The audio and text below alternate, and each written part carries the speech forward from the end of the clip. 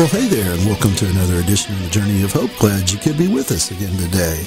The Journey of Hope is a podcast that's especially designed to address the issues that men and women face after incarceration. And my guest today is Marsha Barth, and she is affiliated with Step Into Life Ministries, and she's written a book called The Shattering. Good information, useful information. We'll be back with Marsha right after this. I'm Rodney Mathers, and you're on The Journey of Hope. Hey everybody, and welcome back. My guest today is Marsha Barth. Marsha volunteers in a ministry called Step Into Life Ministries, which she helps ex-offenders with re-entry, and she's the author of a book called The Shattering, which is a story about overcoming adversity. Marsha, welcome to The Journey of Hope. Thank you very much for having me. How did you, first of all, let's talk about the ministry that you are involved with. How did you get involved with that, and what all do y'all do? Our church is very active in the prison ministry, and we're very active in helping the broken. And from that, from our church family and center, actually, it stemmed out into one of the gentlemen there has just got a tremendous testimony of how his life changed. And he started this is actually his ministry. It's Step Into Life Ministry. That can be seen on, you can Google that on stepintolifeministries.org and read more about that. Basically, it is a ministry that helps not just the homeless, but a lot of the incarcerated when they come out. They're not given the means to change their life. And this organization helps them get on their feet, refers them to organizations that can help them get on their feet. They also have several homes. I believe they have 6 right now, 2 for the women and 4 for the men. And they actually let them live there. They pay a very small amount just to keep the homes running until they can get a job and get on their feet. Excellent. And you go in and you help with that. Mm-hmm. Actually, there's 2 separate ministries. Actually, Okay. The prison ministry is separate from the Step Into Life Ministry. Nathaniel Johnson is the head of the Step Into Life Ministries, and that's more or less to help people when they come out, or the homeless, any that are broken, hurt, and just have fallen into the gap, and they help them get onto their feet. The prison ministry is actually a branch of our church at Faith Fellowship, and we actually go in. We can go in with the men. Nathaniel usually goes in with the men, and Teresa Johnson, myself, and some of the other women go in to visit the women. Okay. And you, Marsha, have a soft spot for people that are working toward overcoming adversity, and it comes through in what I've read about your book. I haven't read the book, The Shattering, but this is a story about overcoming adversity. And is this your story? This is my true story. Okay. Actually, the picture on the front of the little girl is myself when I was 4 years old. Okay. Can you tell us about the premise of the book and just get us started that way so that we know where you're coming from with this, with your attack on adversity? Yeah, yes, and more than a soft spot, actually I have a passion. I guess a lot of people have called that. My husband calls it that too, and he's very supportive. But the reason why is that so many of people that are in prisons, not everyone, but a good percentage of the statistics show that so many that are in prison, we never justify them being there. That's not good for them. It's not good for their healing. But people have to understand that a lot have been broken. A lot have been abused. I look at my own life in The Shattering, and if something hadn't happened in my life, there had not been a drastic change in my life, the very thing that had kept me out of prison is the very same thing that has led most people to prison. So I look at it that, really, except for the grace of God, I would have been in prison, and maybe that's why I have such a passion, because so many people haven't had a chance, and I believe everyone deserves a second chance. Okay, tell us a little bit about your story then. Okay, my story is actually the story of my childhood. I was raised in a small town called Wally Ford, West Virginia. Though the book, I've changed the names. In the book, I am called Julie, so if anyone reads the book, Marsha Barth is actually Julie. I've dedicated the book to my 3 brothers. They were my heroes, and you read about my little Cocker Spaniel. But the theme of the book is this, to say it, to get right to the point, is basically I was sexually abused from the time I was 4 years old up till I was 14. My grandfather, my dad's father, first sexually abused me when I was 4. My father sexually abused me from the time I was about 7.5 to 14. More than a story of victimization, the book tells the joy of overcoming. And I think the main purpose of the book was to get people to understand 3 things. First, that people who aren't familiar with abuse can understand abuse, can understand why children do not speak out. The second goal was to get people that are abused, that they will deal with their abuse, because they shove it under the rug, and then they stumble through life, and it destroys their identity, and they feel their identity is shattered. The third purpose was to even get the abuser.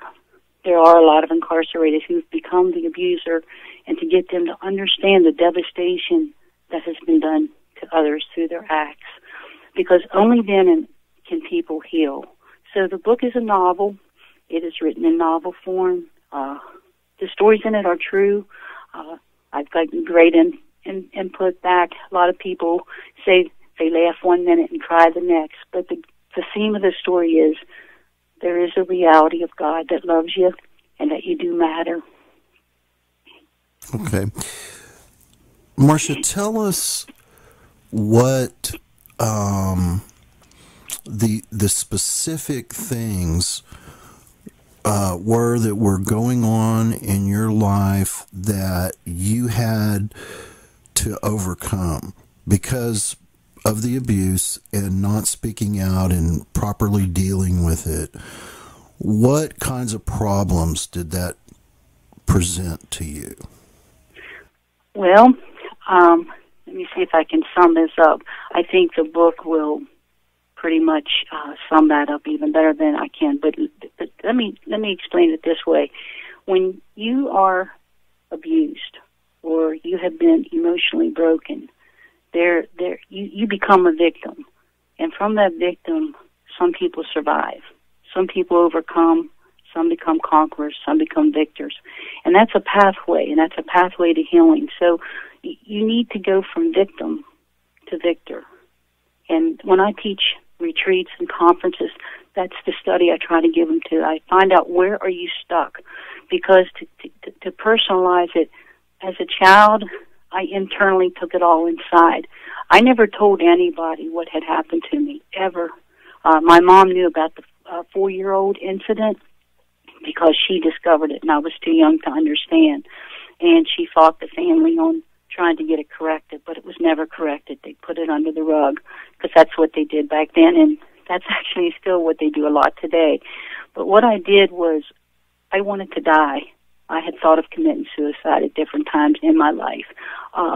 The hurt and the pain and the anger that it creates inside of you, it shatters you. And that's why the book is called The Shattering, because it shatters who you are, it shatters your identity, and you feel worse than Humpty Dumpty.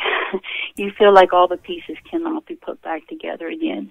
It shatters your hope, it shatters your trust, it shatters your peace, it shatters love, it shatters joy, and in place of that becomes a great, great gulf of anger and unforgiveness and control and retaliation.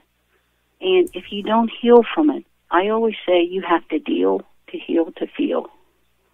And if people don't deal with it, they will never heal. And if they never heal, they can't feel. And they get into relationships with their spouse and their loved ones and their children and their siblings and their friends. And all of this, when you shove it under the rug, you stumble through life and you trip over the carpet of life. And you wonder why you can't ever get your relationship straight. You wonder why you can't get your life straight. And you have to begin at the beginning. You have to deal with the hurt. You have to deal with the pain. You have to deal with the brokenness. Then you have to deal with the anger. And you have to deal with the forgiveness. And you have to deal, if you're going to become and decide and make a choice, if you're going to become an abuser, a retaliator, a revenger, or if you're going to become an overcomer, a conqueror, and a victor. And that choice depends if you stay in death or if you come into life. And you cannot do it yourself. That's why so many people fail. Well, I'm going to do it. I'm going to get out of prison. I'm going to do it right this time. And they end up back in, and I'm going to do it right this time. I'm going to do it right this time. But if they would ask the one, we were never meant to walk this path alone. We were meant to ask God. He made us that He would help us along this pathway. It was never God's choice. People see God as the cause, and they need to see Him as the solution. Okay, let's get specific here. Many men and women come out of incarceration angry, and I'm glad that you zero in on that, because you were able to get over that anger. And the anger for people that have been incarcerated comes from many different sources for many different reasons. And what I'd like to know is, how did you attack that? How did you get past being so angry? Well, I'm going to answer that, and people aren't going to like the answer. But no one likes the answer when the doctor says he's going to operate on you either, but that's the way you get fixed. So I'm going to operate that. I'm going to answer that. So okay, go for it. Okay. The anger is a natural feeling that we feel. When you're 2 years old and your 4-year-old brother socks you one, you get angry. We are made that way. So you need to recognize, first of all, that it's a response, and it's not a bad response. The problem is when we let an anger spirit overtake us. When anger becomes our cloak of comfort. And most people don't realize that. They go, what are you talking about? Anger is not my comfort. It enrages me. But we seek anger as a comfort. It becomes a solace to us. I don't know if people understand that, but if people that have been really angry, like people who've been abused, they're going to understand what I'm saying. The anger that just wants to, you just want to break something. You just want to strike out. It destroys you from within and without. And that anger is a result from all the brokenness and all the pain that we hold inside. So you have to deal with that. You have to go back to step one. It's not just the anger you deal with. You go back and deal with the pain first. And then you deal with the brokenness. And you count the cost of what you've lost. And I tell people what you do is you give that loss to God. You ask Him, you tell Him, you give it to Him. You realize, first of all, what you've lost. If you live in denial, and a lot of people live in denial, and they still have the anger, but they live in the denial. And they say, no, it wasn't that bad. Well, that was a long time ago. And I did that for years. I said, no, that's okay. That was in the past. Yet I had so much anger inside of me. And one day, God said to my heart, He says, why don't you give me the anger? Now, this sounds very simple. He says, why don't you give me the anger? And I said, I will, God, but. And see, I don't know about you, but I always have a but. I will, God, but. I will, God, but. But you know, God, this wasn't right, and this wasn't right. And He said, I know that. He says, but why don't you give it to me? I will, God, but. And that's when I realized that anger had become a comfort to me. The right to be angry, people use it for a comfort. And you have to give up that comfort if you want the comfort to feel in your heart. If you want to feel different, you got to give it up. How do you get over the anger? You got to give it away unless you want to hang on to it. And that's a choice. And you have to have a choice. The very first choice you make in healing is, first of all, do I really want to be whole? Because I've talked to people a lot, and a lot of people, they say they want to be whole, but they really don't, because they don't want to let go of the things that have destroyed them. Mm-hmm. They used them to survive. We use anger to survive, but it will not keep it. It'll destroy us. It's like grabbing onto a hot iron to get out of quicksand. Well, you got to go to the hot iron, or it's going to burn you up.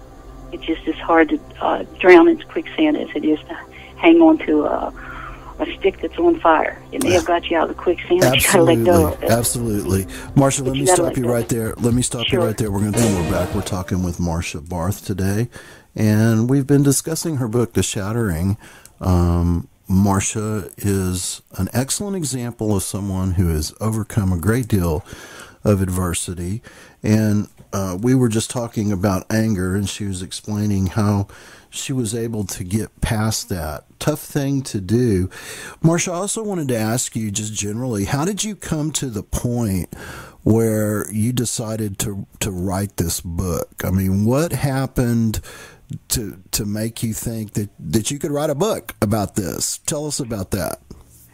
Well, that's kind of interesting too. For years, little by little, I began to deal with my problem. I had my life cleaned up. I had a good husband. I had 2 children. I was happy. I mean, everything was going great. And I began to talk to people in our women's conferences. I always had a burden, like I said, for the prisons. And I began to talk more and more. Found out so many people have come from where I've come from. Sexual abuse, domestic abuse, emotional abuse, these physical abuse, all these abuses just shatter our identity. I had a woman one time ask me, why is it so devastating? I mean, that sounds like a given, but I said to her, because it actually shatters your identity. And you don't know who you are. You think you know, and you try to find who you are. But what happens is you have to become whole. And I decided to write the book. I began to deal with my heart, to say it honestly. And I wrestled with him, and you'll read that in the book. I tell the story about I wrestled with God. And I said, God, why? I'm happy now. Why bring all that past up? And I live in a different area, and everyone likes me. No one knows my past. I'm like, why would I bring all that fear and shame and guilt and blame? Why would I bring that all back on me? And instantly, God said to my heart, he said, first of all, it was not your fear and shame and guilt and blame. The shame was not yours. It was placed on you by your father and your grandfather. He said, and the guilt is not yours. He said, so never, ever let anyone make you feel ashamed again. He said, and second of all, I died to set you free from all that. He said, I want you to write this because it will help others. And so I began to write, and I never quit. I just kept writing. Did you find that that the actual process of writing was cathartic? I mean, was it therapeutic? Oh, my goodness. I never dreamt, yes. Mm-hmm. Yes, because I had dealt with it. I had forgiven my father. That was a process. That's a 20-minute interview. Is your father still alive?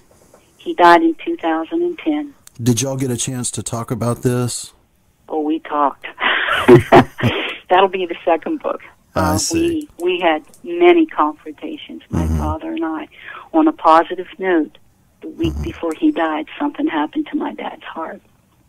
Something changed in him, which to me is probably one of the biggest miracles I'll ever see in my life. It was phenomenal. But, yep, I felt I had to write the book. I've gotten great feedback on it. I'm encouraged because of the message. Anybody can write a book. There's a lot of books out there.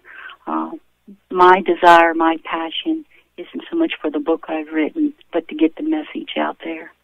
Yes, and I found when I was incarcerated that, I ran across several guys that, they would kind of confide in me, and the stories that they told me about the abuse that they suffered as children would just curl your toes. And and then I remember thinking to myself, well, no wonder, no wonder, there's bad decisions being made in this man's life. But we're getting close on time here, Marsha, and I want you to have a chance to just tell the audience, if you could give a couple of pieces of advice, maybe the most important piece of advice for men and women that have just come home from prison, what would that be?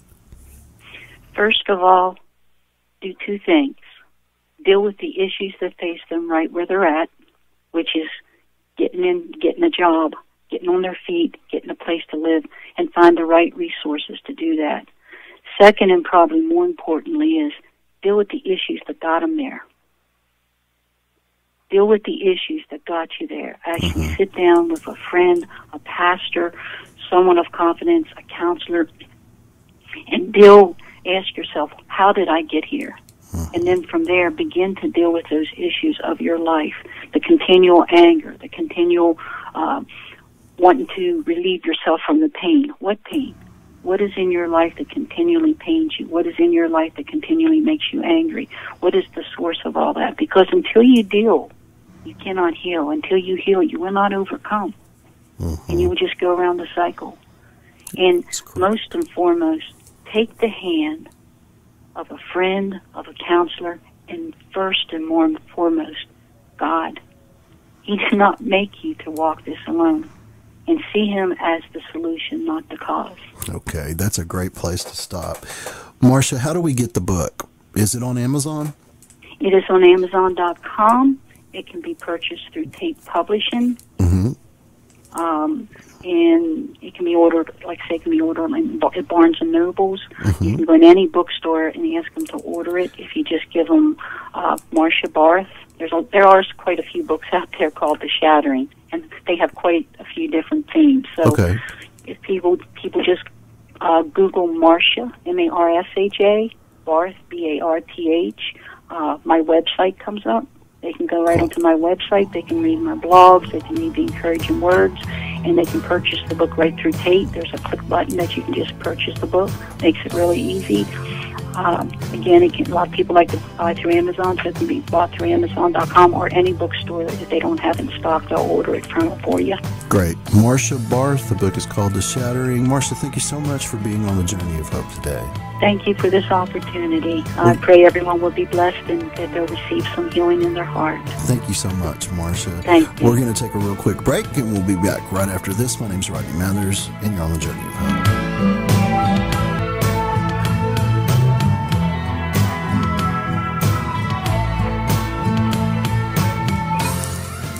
Well, thanks for joining us today. I want to thank my special guest, Marsha Barth, and I want to remind you that if God is for you, who can be against you? We'll see you next time with Chris Prague right here on the Journey of Hope.